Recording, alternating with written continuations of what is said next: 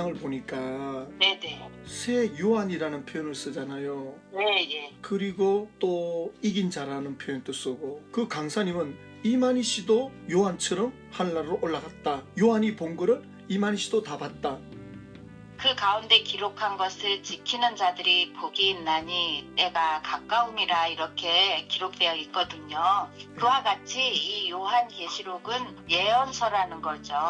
예언서인데 어떻게 기록되었냐면 사도 요한이 반모섬에서 그 환상계시로 기록을 해놨는데, 이 예언이라는 것은 이루어질 때가 있다는 거죠. 이루어질 때가 있는데 실체가 나타나잖아요. 구약에는 내가 너희들을 위해서 너희들의 죄를 없애줄 희생양으로 내 아들을 준다 약속을 했는데 실체가 예수님이었더라는 거죠. 그와 같이 이제 예수님께서 새 언약을 하시고 반모섬에 있는 사도 요한에게 환상으로 보여주셨는데, 그때가 되면 실체가 나타날 건데 그 세월이 벌써 2000년이 지났다는 거죠. 성경에는 그를 이기는 자라고 했어요. 왜냐하면 3장 12절에 가서 보니까요, 이기는 자다. 그가 이기는 그에게는, 이기는 자는 내 하나님 성전, 다 여기에 예수님이 이렇게 사도 요한한테 보여줄 때 그렇게 다 이기는 자 이렇게 표현을 해놓은 대로 이기는 자가 있다는 거죠.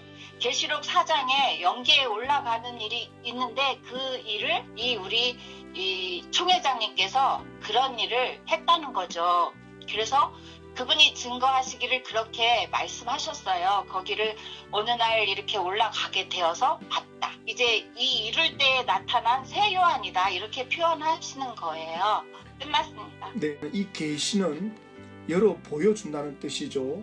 보이지 않는 걸 볼 수 있도록 눈을 열어주는 것. 지금 사도 요한이 반모섬에 귀향을 하면서 거기서 박해를 받고 또 소아시아 교회 사람들의 소식을 들을 때 너무 참담한 거예요. 그 눈에 보이는 현실이 너무나도 암담하다 보니까 사도 요한이 기도하는 가운데 성령에 이끌려 그 영혼이 몸에서 빠져나와 천국으로 올라갔죠. 근데 예수님이 19절에 가면 너가 본 것과, 너가 본 것은 사도 요한이 본 거죠. 그리고 지금 있는 일과 장차될 일을 기록해라. 그래서 요한계시록은 세 편으로 나눠지는 거죠. 지금 요한이 눈에 환상으로 본 거, 지금 땅에서 일어나는 일, 그 다음에 앞으로 장차될 일. 그러면 예언이라고 하는 것은 앞으로 장차될 일이란 말입니다. 앞으로 장차될 일. 요한계시록 1장은 지금 환상 가운데 예수님의 모습을 보고 있는 그걸 기록하는 거죠. 나는 이렇게 입에서 칼이 나오고 내가 주석 같은 발로 모든 걸 다 다스리고 있다. 내가 백성들의 그 모든 걸 다 보고 있다. 그런 상징적으로 얼굴이 해같이 빛났다. 그래서 눈이 불꽃 같다. 예수님의 그 상징적인 모습. 그래서 예수님을 만났던 분들 가운데 그 모습이 다르다고요. 그럼 왜 그렇게 모습이 각각 다른, 예수님이 그렇게 보여준 거예요. 사도 바울은 예수님 만났는데 환상 가운데 예수님을 본 거죠. 옆에 있던 사람들은 예수님을 못 봤잖아요. 그때 만난 주님은 사도 요한이 예수님 만난 가운데 또 다른 모습이죠. 이걸 기록하라는 거죠. 1장. 그리고 2장은 지금 일어나고 있는 일이다. 소아시아 7교회에 일어나고 있다. 지금 교회다가 편지해라. 그리고 이제 4장, 5장은 천상에서 드려지는 예배, 천상에서 일어나는 지금 본 것이고, 6장부터가 이제 장차 될 일이죠. 그렇기 때문에 1장, 2장, 3장은 예언이 아니라는 거죠. 성취될 게 없다는 거죠. 1장, 2장, 3장은 예언이 없어. 그냥 그 있는 그들의 사건이야. 그건 이미 성취가 되고 있는 거예요. 땅에서 일어나고 있는 일이 있는 그대로 기록하는 거예요. 예언이 없어요. 예언이 없는데 마치 그 이긴 자 이만희 씨로 성취됐다는 표현을 쓰는데, 자, 끝났어요. 2장과 3장은 그냥 그때의 사건이라고 하시는데요. 네. 이것은 예언이기 때문에 이루어질 때에 이루어질 일을 그 당시의 일을 빙자해서, 그 당시가 있으면 그 당시에 그런 빙자했던 일과 같은 일이 일어나는 거예요. 구약 시대에서 예수님이 오실 거라는 것을 약 200번 예언을 하고 있습니다. 지역이나 인물을 거론하면서 구체적으로 그대로 설득력 있게 구약은 200번 이상을 예언을 해요. 예수님이 오실 거를. 신약은 예수님이 다시 오실 것, 예수님이 재림할 것에 대해서 뭐냐면 400번 이상 나와요. 구약의 예언보다 배로 많이 나옵니다. 그 정도로 예수님의 탄생, 재림에 대해서 무게를 두고 있는 거죠. 그런데 이만희 씨는 지금 저희들 볼 때는 구원자로 온 거예요. 왜냐면 거기 와야 구원받는다. 예수님 믿어갖고는 안 된다. 우리 예수님만으로도 충분하다. 이런데 아니다라고 하잖아요. 그러니까 예수님 이상의 인물이에요. 그렇다면 이제 집사님 말씀대로 이만희 씨는 예언된 사람이다. 라고 방금 요한계시록 지금 1장 인용했거든요. 근데 1장 9절 10절 주의 날에 내가 성령으로 감동되어 내 뒤에 나팔 소리 같은 음성을 들으니 계시록에서 하시는 말씀들을 정확하게 이게 뭔지 하나하나 알고 싶으시면 그 비유부터 알아봐야 돼요. 이 왜 그 주의 날이라는 게 보세요. 사도 요한이 반모섬에서 지금 항상 계시록 그 모든 것을 보고 기록을 하는데 주의 날이다. 그때 무슨 일이 있었는데요? 하나님의 역사가 시작되는 날, 그날이 주의 날인 거예요. 예수 그리스도께서 이제 이 요한 계시록의 예언을 성취시키는 때. 이 주의 날을 무슨 새로운 역사가 시작되는 날로 이렇게 보는 것 같은데 예수님이 부활하신 후에 제자들은 안식일을 지키지 않습니다. 언제 지키느냐? 부활한 날을 주일날로 지킵니다. 그러니까 사도 요한이 여기서 주의 날이라고 하는 것은 안식 후 첫날. 여기에 무슨 역사를 이렇게 부여한다는 건 너무나도 이거는 억지 주장이 논리적으로 안 맞다는 거죠. 요한계시록 1장 1절을 한번 말씀해 보세요. 그 아버지 하나님을 위하여 우리를 나라와 제사장으로 삼으신 그에게 영광과 능력이 세세토록 있기를 원하노라. 아멘. 이렇게 기록되어 있잖아요.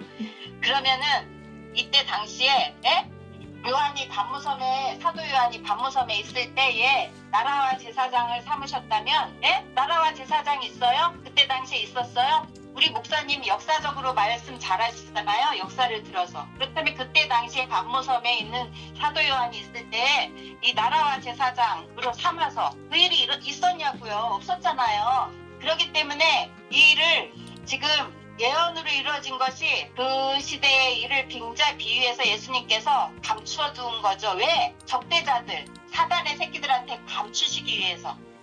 대적자들에게. 네, 요한계시록 1장 6절에 그의 아버지 하나님을 위하여 우리가 누구냐? 예수 그리스도를 믿는 모든 하나님의 자녀들이에요. 우리를 하나님의 나라로 삼았다. 또 제사장으로 삼았다. 그래서 그렇게 한 이유는 하나님께 영광이 되기 위함이다. 그렇게 말씀을 하거든요. 베드로전서에 가면 이걸 풀어놨어요. 베드로전서 2장에 가면 집사님도 잘 아시겠지만 베드로전서 2장 9절에 보면 너희는 택하신 족속이요 왕같은 제사장들이요 거룩한 나라요 그의 소유된 백성이니 이는 내가 시간 잴게요. 오늘 시간 안에 끝내. 그래서 이는 너희를 어두운 데서 불러내어 그의 기이한 빛에 들어가게 하신 이 아름다운 덕을 선포하게 하려 하심이라. 그래서 사도 베드로는 하나님의 자녀들은 택하신 족속이다. 택함 받았다. 너희는 하나님이 선택한 족속이다. 그리고 왕같은 제사, 우리도 하나님의 자녀니까 하나님이 만왕의 왕이니까 우리가 왕같은 자녀가 되는 거죠. 예수님이 이 땅에 제사장으로 오셨으니까 제사장은 백성들을 하나님께 이끄는 거죠. 백성들을 하나님과 연결시켜주는,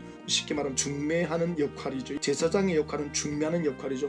하나님 모르는 사람을 하나님께로 연결시키는. 선지자는 하나님께로부터 백성한테 가는 거고 제사장은 백성들의 죄를 들고 하나님께로 나가는 거고 방향이 다르잖아요. 그죠? 그러나 다 중간에서 역할을 하는 거죠. 사다리 역할을 하는 거죠. 그리고 거룩한 나라다. 거룩이란 말은 구별됐다, 분리됐다 이 뜻이거든. 너희들은 이 세상 나라에 속해 있지 않다. 대한민국에 몸을 담고 있지만 너희들의 소속은 천국이다. 너희들은 이중 국적을 가지고 있다. 천국에 속해 있다. 그럼 천국 어디 있느냐? 제가 죽어서 가는 천국이 있고 그 다음에 천국은 지금 이 땅에서 우리가 누리는, 예수 안에서 누리는 천국. 천국이 어디 있습니까? 그러니까 천국은 여기 있다 저기 있다도 못해 너희 안에 있느니라. 그러니까 예수님이 천국의 주인이잖아요. 그러니까 예수님이 우리 안에 들어와 계시니까 지금 우리는 천국을 누리고 있는 거죠. 질문이에요. 마태복음 8장 11절에서 12절에 이 말씀의 성취가 언제 되어지고 이 사람들은 누굴까요? 나라의 본자손. 어떤 나라를 말하는가? 그리고 쫓겨나는 일이 있고 동서로부터 많은 사람이 이르는 일이 있는데 어떤 일이 먼저인가 한번 설명해 주시겠어요? 위에 부분에 올라가면 백부장이 예수님께 나와가지고는 내 하인이 중풍병으로 지금 죽어가나이다 고쳐주십시오. 그자 예수님이 가자 고쳐주겠는데 이 백부장이 이러잖아요. 감당을 못합니다. 승마해 주십시오. 나도 내 신하한테 말하면 가고 오라는데 예수님이 그만한 능력이 있지 않습니까? 이 백부장은 로마인이거든요. 로마 사람들 중에 예수를 믿은 사람이 몇몇 안 돼요. 이 백부장 또 100명의 신하를 거느리는 사람이잖아요. 백부장이 예수에게 와서 뭐 아쉬운 소리 할 정도 그럴 사람이 없죠. 근데 백부장은 어쩐 일인지 예수님에게 와서 말만 해주십시오. 그러니까 예수님이 이스라엘 중에서 이만한 믿음을 가진 자를 내가 본 적이 없다. 진짜 믿어야 할 이스라엘 백성들은 안 믿고 이방인 백부장 로마 사람, 이 사람이 이런 반응을 하고 있으니 예수님이 백부장의 믿음에 대해서 얘기하면서 했지만 이 신약 성경은 새로운 약속이라는 얘기잖아요. 그 안에도 예언이 되어 있는 거. 신약 성경 전체가 사복음서가 예언도 거기에도 들어있는 거죠. 집사님께 질문 좀 드릴게요. 만약에 예수님이 이 땅에 오셨는데 유대인들이 예수님을 잘 믿었다 합시다. 받아들였다 합시다. 그러면 예수님이 십자가 못 박힐까요? 안 박힐까요? 죽을까요? 안 죽을까요? 이제 유대 종교 지도자들이 예수님 오셨다 하고 극진히 맞이했어요. 예수님이 고발도 안 당했어요.